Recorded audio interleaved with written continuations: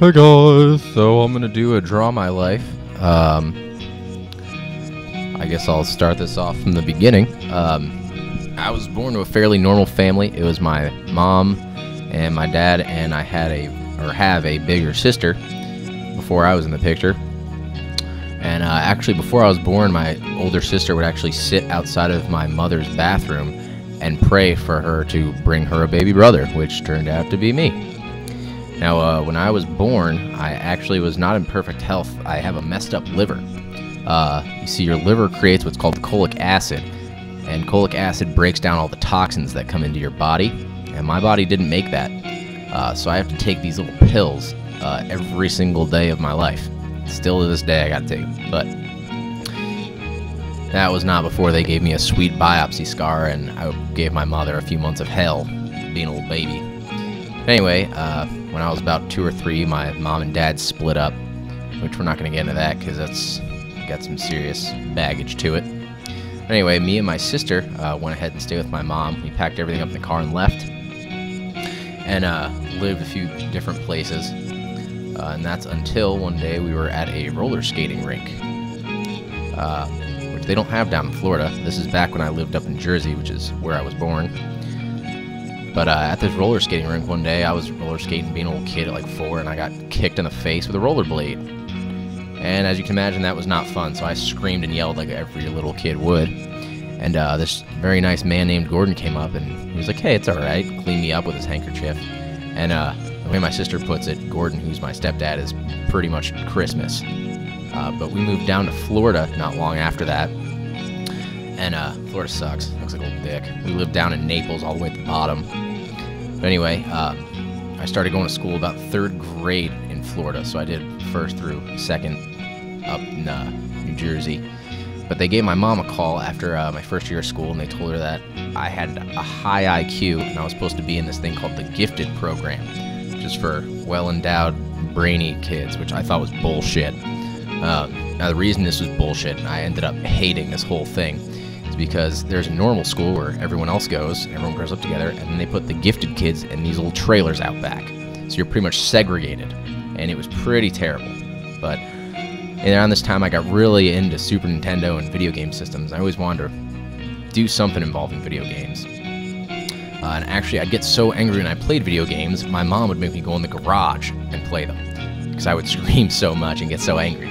But middle school came around, and that was just full of more bullshit, nothing special. They still segregated the gifted kids.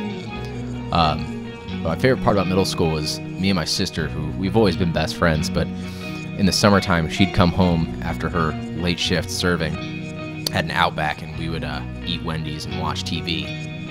It was around middle school when I got my first guitar. I got it from my stepdad Gordon's brother's daughter's fiance.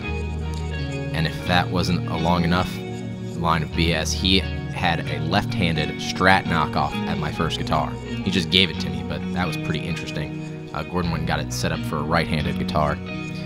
But then I started going to high school, and one of the most important things in the beginning of high school was I met my best friend. His name is Rob, and Rob was awesome. We're still best friends, even though he's down in Florida and I'm up in New York now. But the way we met was pretty funny. We were hanging out at the mall. I ran into him, and him and his ex-girlfriend at the time were hanging out. We went down to the beach, and she was trying to seduce us to come into the water with her and go skinny dipping, and instead we talked about Slipknot and Final Fantasy VII. And we're best friends ever since then. But then I got really into music. I started getting into the guitar thing, and I started working at a music store called Morningstar Music, and I was taking guitar lessons and doing all that. It was around this time I met a gentleman named Christian at Lately High School. And Christian, also known as the T1000, is to this day the best guitarist I've ever met. He got me into people like Pat Metheny, John Pizzarelli, Joe Satriani, Steve Vai, Eric Johnson, all those guys. And he was just amazing in every way. And he started getting me into jazz. And I also joined the jazz band in high school. But when I was about 16, I started teaching as well at the music store I was working at. And I was actually making pretty good money, even though I was only 16 years old, between teaching and working a full-time job there. It was about this time that I got into Cellpan. And Cellpan was an industrial metal band I was involved in. I actually got involved probably when I was 15. I got really into bass and bought my first real bass, which was a Warwick. and I went on my first tour when I was about 15, 16 years old. You know, the old van and trailer fiasco, which was entertaining. I got to see what touring was really like. We toured a few more times. But then when I was 18, I finally graduated high school, barely, because of math, which is another funny thing. But I decided to do a laureate, which only a few people do a laureate every year. And even though I knew I wasn't getting the college credit, I did it anyway. I did it on a very interesting music topic, and I'm still pretty proud of it. I've actually still got the paper. But that band, Cellpan, like I said, it was an industrial metal band, and we'd wear a mask. And I had cut my hair. I used to have really long hair, but I cut it and got the old guitar player's dreads and put them on the mask that I had. And the reason I had to cut my hair was I actually did mixed martial arts for about 2 years, until I broke my nose a few times. But then after high school, I did my last tour. We had a school bus that we converted to run off veggie oil. You know, the tour went down in flames. By the time we got to Kentucky, the guitar player we had decided he was done, and he was going back to a girl he fell in love with in Georgia. But on the way back, I called a buddy of mine that I'd met a few times through Christian. His name was Jeff Pogan. And I brought the idea that I always wanted to do something with video games. I wanted to do video game music, and he had a studio, so he was going to help me out. When I went back home, I sold one of my basses, and I gave my tax return, and bought an RG-2228. And me and another employee there always argued who was going to get it. I won, motherfucker. But I started playing with Jeff and his brother Bill on drums, and it turned from more of a video game-based thing into actually just a band, which was called Iodine Skies, some of you may remember. And we actually got pretty popular, to the point that venues around the area were calling us to headline shows that other people were putting together, saying they needed someone that could actually draw, which is interesting for an instrumental prog metal band at the time, which was really fun. But then that started falling apart. And my buddy Kit hit me up, and he was like, hey, stop being an idiot. You gotta start a YouTube channel, because you're way better than a lot of the guys that do this stuff. So I went out and bought a camera in Sony Vegas, not knowing what the hell I was doing.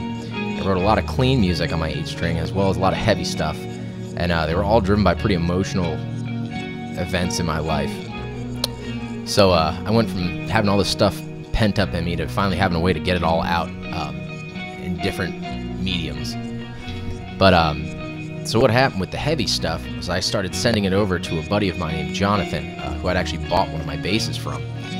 And On the Shoulders of Giants was born. And it was pretty awesome. I started writing all this super heavy music, and we were getting other people involved. One day I got really angry and really stupid, and I broke my hand. And I didn't just break it, I destroyed it. So bad, I actually had to get surgery on my left pinky. I had to get 2 steel pins put back into it to hold the thing into place for a few months. And on top of that, I also lost about 1/8 of an inch of my pinky. But everything came back pretty much to normal. It was about when I met my girlfriend now, Allie. We were at the food court.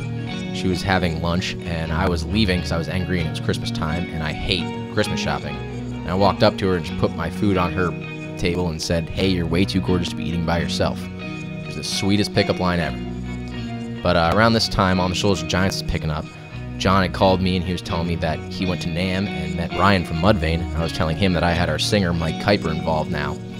Now, Kuiper was actually the singer of that band, Cellpan, before I joined it, and he left. And he had another band named ADS and THC. But he's pretty much the most monstrous vocalist I've ever met. Now, around this time, Ryan was really getting into it. He wanted to produce the CD we're putting together because he really wanted to get into producing. But he actually brought his buddy Matt, the drummer from Mudvayne, into the band. He wasn't sure what he wanted to do at first, or if he even wanted to be part of it. But he ended up actually joining the band full time, which is pretty awesome.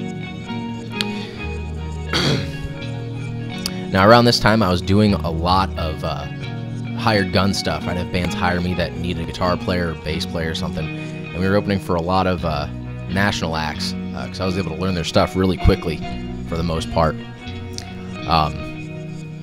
And it was also, my liver started getting okay, I should tell you that. I still have to take the medication, but I can drink, I found out. And this actually turned out not to be a good thing, because I got a DUI. And that was pretty embarrassing and horrible, and I was broke. It completely destroyed me in all kinds of ways. Now, at the time, I should mention, I was working on fishing boats. I wasn't working at the music store anymore. And the one nice thing about fishing boats is I was making a lot of money, but all of that was pretty much going down the drain from the DUI thing. Don't drink and drive, kids. It literally destroyed my life for the most part for a good amount of time. But anyway, around this time, I ended up getting a dog named Ayla the dog, who a lot of you guys probably saw in my YouTube videos. And Ayla was amazing. I mean, I had my house broken into. I was becoming poor by the day. I was planning on moving a lot and working a lot, and she was still there, and she was pretty much the light of my life besides my girlfriend. Now, if you remember my girlfriend, Allie, now, sadly, she was planning to move. She actually didn't want to get in a relationship, but I pretty much convinced her to. And while I was in Indiana recording with On the Shoulders of Giants, she actually moved up to New York. She had a really good job offer. So our plan was, around Christmas time, she was actually going to come back down to visit her family who lived in Naples, where I was. And then me and her were going to go back up to New York, which is where I am now, all over the place. When we got there, it was snowing, but it was cool. I enjoyed it. Now, sadly, my dog, Ayla, passed away not long after. On top of that, I'm currently working a part-time job at Home Depot, which kind of sucks, but, you know, you go with it. But I had this idea. I was going to start a Kickstarter because of all the YouTube stuff I was doing. Everyone really enjoyed my clean music. I really wanted to get it done, but because of all the horrible situations, I currently don't have the money in order to do that. So I'm starting this crowdfunding project so I can hopefully make a CD and some merch and stuff and get to the next level of my musician's career. But thank you guys very much for watching, and I hope you guys enjoyed my my Draw My Life, as boring as it may have been.